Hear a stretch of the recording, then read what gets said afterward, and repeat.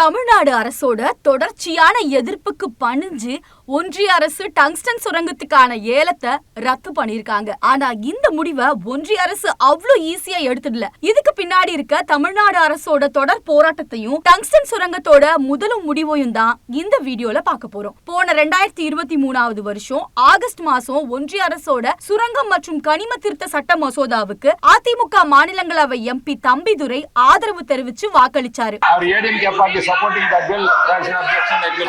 இந்த மசோதா தான் டங்ஸ்டன் சுரங்கம் ஏலம் விடுற அதிகாரத்தை மாநில அரசு கிட்ட இருந்து புடுங்கி ஒன்றிய அரசு கிட்ட கொடுக்கறதுக்கு காரணமா இருந்துச்சு. அடுத்ததா அக்டோபர் 3, 2023 அன்னைக்கு முக்கியமான கனிமங்களோட சுரங்க உரிமைகளை ஒன்றிய அரசு ஏலம் விடுறதுனால என்னென்ன பாதிப்புகள் ஏற்படும் அப்படின்னு குறிப்பிட்டு சுரங்க பணிகளை மேற்கொள்ள எதிர்ப்பு தெரிவிச்சு ஒன்றிய சுரங்கத்துறை அமைச்சருக்கு நீர்வளத்துறை அமைச்சர் திரு துரைமுருகன் அவர்கள் கடிதம் எழுதினாரு. நவம்பர் 2, 2023 நாட்டோட நலனுக்காக சுரங்க அமைச்சகத்தோட முக்கியமான கனிமங்களை ஏலம் விடுறத தடுக்க முடியாது அப்படின்னு தமிழ்நாட்டோட கோரிக்கையை நிராகரிச்சாங்க ஒன்றிய அரசு. அதுக்கப்புறமா 2024 நவம்பர் 7 அன்னைக்கு அரிடாப்பட்டி நாயக்கர்பட்டியில டங்ஸ்டன் சுரங்கம் அமைக்கிறதுக்காக இந்துஸ்தான் ஜிங்க் லிமிடெட் நிறுவனத்தை தகுதியான நிறுவனமா ஒன்றிய சுரங்கத்துறை தேர்வு செஞ்சாங்க. அதுக்கு அடுத்ததா 2024 நவம்பர் 29 அன்னைக்கு மதுரை மாவட்டத்துல இந்துஸ்தான் ஜிங்க் நிறுவனத்துக்கு கொடுக்கப்பட்ட டங்ஸ்டன் சுரங்க உரிமையை உடனடியா ரத்து செய்யணும்னு வலியுறுத்தி மாண்புமிகு முதலமைச்சர் திரு மு க ஸ்டாலின் அவர்கள் பிரதமர் நரேந்திர மோடிக்கு கடிதம் எழுதினாரு. டிசம்பர் 3, 2024 அன்னைக்கு டங்ஸ்டன் சுரங்கம் அமைச்சா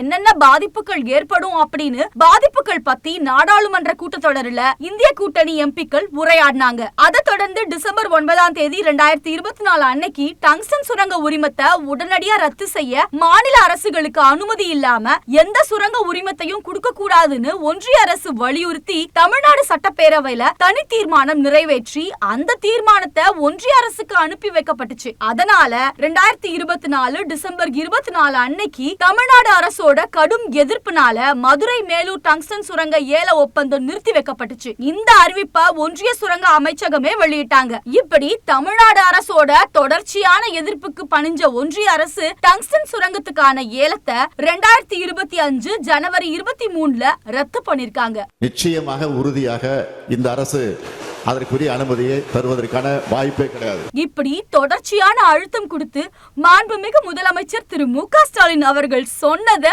செஞ்சு காட்டிருக்காரு. தமிழ்நாட்டோட கனிம வளத்தையும் மீட்டு கொடுத்திருக்காரு.